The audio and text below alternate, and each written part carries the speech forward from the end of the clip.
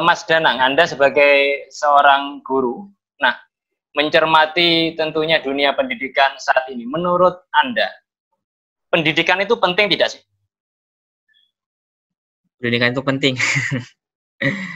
Iya, kalau pasti ini jawaban saya pasti klise ya, sudah pasti jawab semuanya pasti penting kayak gitu. Makanya anggarannya besar juga kayak gitu di bidang pendidikan. Kalau kita melihat negara superpower, ya mereka pasti kuatnya di pendidikan. Pendidikannya macam-macam. Ya ada yang keras seperti di Asia,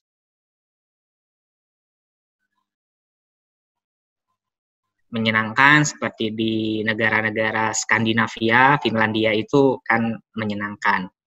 Nah, kita kan punya ciri khas sendiri, jadi kita nggak bisa sekedar latah menyamaratakan.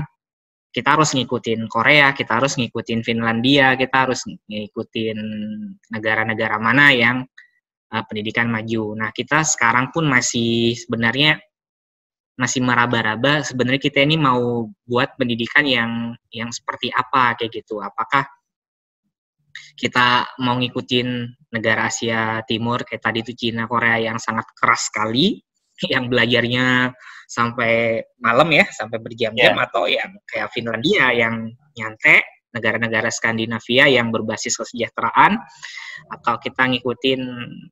Tapi kalau saya lihat sih kita lebih ke kayak negara semodel Amerika sih kayak gitu. Negara-negara sana yang berbasis pada tes. Walaupun pada akhirnya UN ditiadakan pun karena melihat pandemi kayak gini. Walaupun nanti di tahun berikutnya juga tidak ada UN, hanya diganti ya tetap aja berbasis pada tes kayak gitu.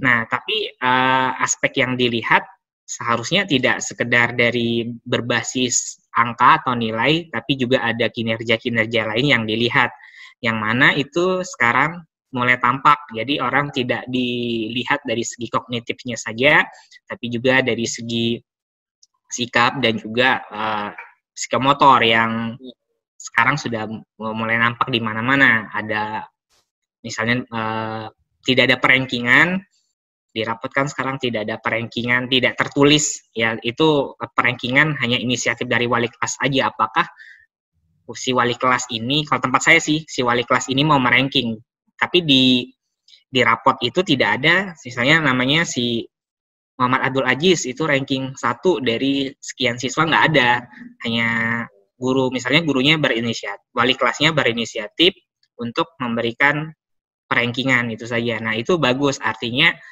anak-anak itu tidak stres karena harus bersaing dengan teman-temannya, lebih baik dia dalam tanda kutip stres ketika dia bersaing dengan dirinya sendiri. Apakah misalnya dia kelas 10 dia baik, nah nanti pas di kelas 11 apakah dia bisa lebih baik lagi? Artinya dia hanya bersaing dengan dirinya sendiri kayak gitu, nggak bersaing sama orang. Ya memang kompetisi penting, tapi kolaborasi lebih penting kayak gitu. Jadi ya nggak boleh sekedar kolaborasi aja. Kalau kolaborasi toh ya udah ujian kerjasama, padahal itu kan nggak bagus ya gitu. Kayak gitu. Jadi ada keseimbangan antara kapan kita harus berkolaborasi, kapan kita harus berkompetisi kayak gitu. Jadi harus ada keseimbangan juga. Tetap harus ada kompetisi untuk, terutama kompetisi terhadap dirinya sendiri kayak gitu. Betul, ini menarik yang lebih ya.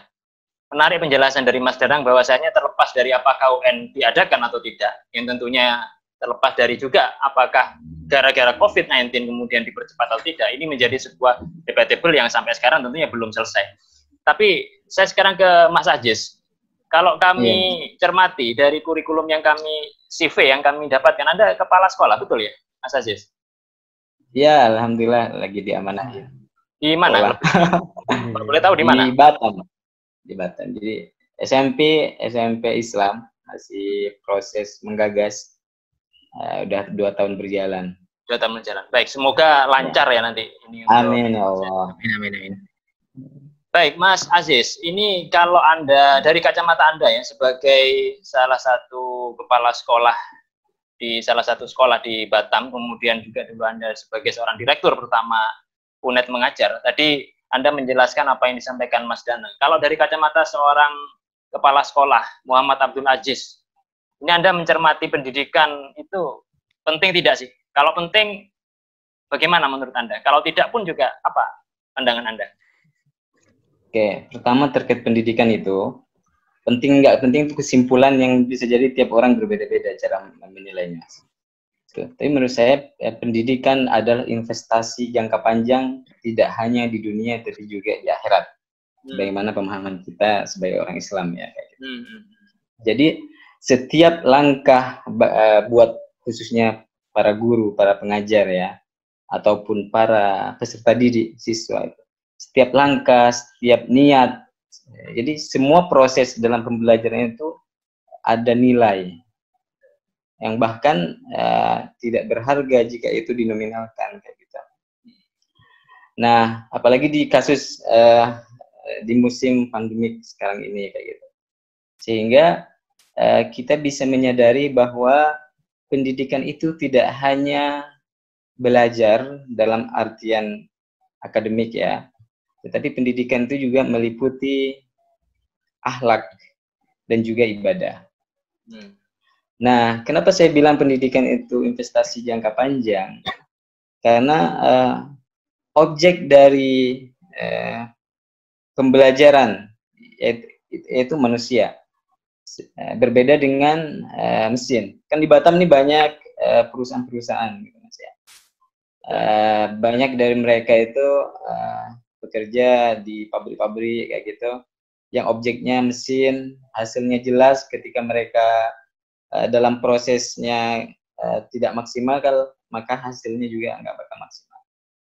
Tetapi di dunia pendidikan, khususnya di sekolah, saya sering tekankan kepada kawan-kawan guru yang bergabung di sekolah saya, bahwa landasan ikhlas dari seorang guru itu menjadi modal dasar dalam proses pembelajaran kayak gitu. Karena ikhlas itu akan menjadi semacam energi positif yang akan terus mengalir kepada siswanya, tidak hanya ketika menjadi siswa aktif mereka, tetapi juga nanti ketika mereka terjun di lapangan di masyarakat. Sebagaimana kita sekarang sadari, mungkin saat kita terjun di lapangan saat ini, kita sering mengingat nasihat-nasihat guru-guru kita, yaitu guru SD, guru SMP, guru SMA, mungkin dosen-dosen juga waktu kuliah. Itu tidak lain karena ada energi positif yang masih mengalir dalam jiwa-jiwa kita dari proses pembelajaran yang mereka tanamkan itu.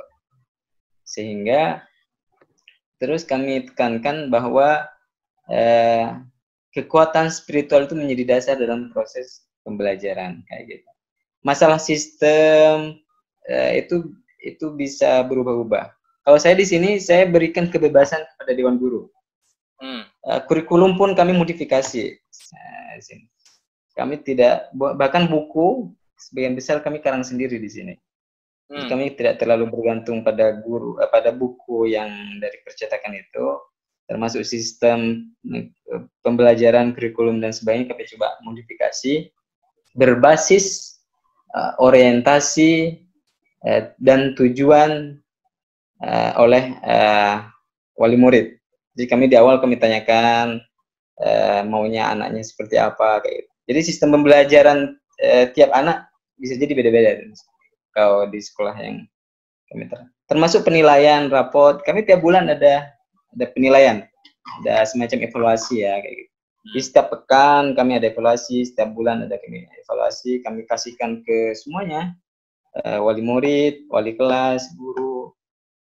Jadi apa yang perlu ditingkatkan di bulan berikutnya, terus apa tujuannya, terus berbasis target, evaluasi terus ya gitu. Baik. Ya. Oke, Mas Aziz, tadi menarik ini. Saya ada satu kalimat yang menarik, bahwasanya pendidikan adalah investasi. Investasi untuk akhirat. Kalau kita bergeser bergeser ke dunia bisnis, bahwasanya ketika orang itu berkiprah di dunia bisnis, berbicara mengenai investasi, maka pasti namanya investasi itu adalah jangka panjang.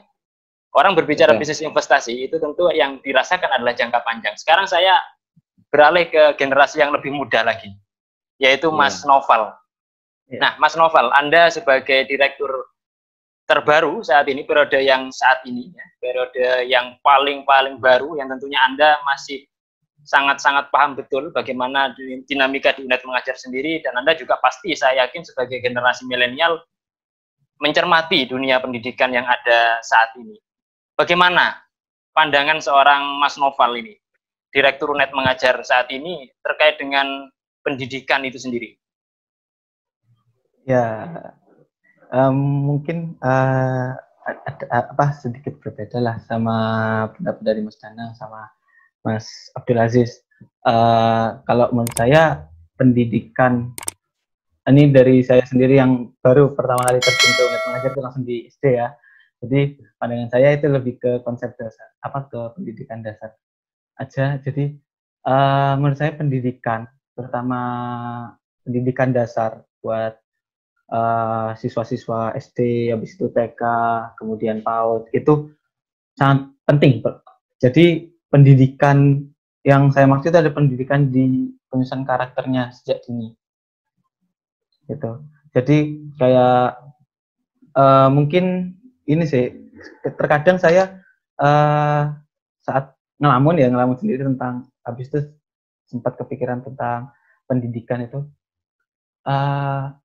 Kalau semisal di SD itu ya pendidikannya, saya ambil contoh kayak misalnya pendidikan yang keras kayak di Asia Timur gitu, kayak di Jepang, mereka untuk pendidikan sekolah dasar, mereka itu diajarkan tentang bagaimana sopan santun terhadap orang yang lebih tua, cara makan yang baik itu seperti apa, kebersihan seperti apa. Jadi pendidikan dasar kalau menurut saya itu lebih penting dasarnya dulu gitu. Jadi fundamentalnya dulu gitu. Jadi mulai dari TK, PAUD, SD itu pendidikan dasar emang harus ditekuni gitu, terutama terkait karakter dalam bersosialisasi terhadap lingkungan sekitar. Jadi buat nanti step ke atasnya ke SMP, kemudian ke SMA, itu nanti mereka fundamental karakteristik bersosialisasi dan lain-lain itu sudah ada, tinggal SMP SMA-nya menyesuaikan potensi dan bakatnya mereka gitu, sehingga tujuan hidup mereka itu nanti selaras gitu, menyesuaikan dengan kondisi pribadinya masing-masing. Itu sih kalau menurut saya sendiri. Mohon maaf kalau mungkin sedikit beda, soalnya kan background saya juga beda, tapi saya juga memperhatikan tentang pendidikan yang ada di Indonesia itu. Gitu sih kalau menurut saya pribadi.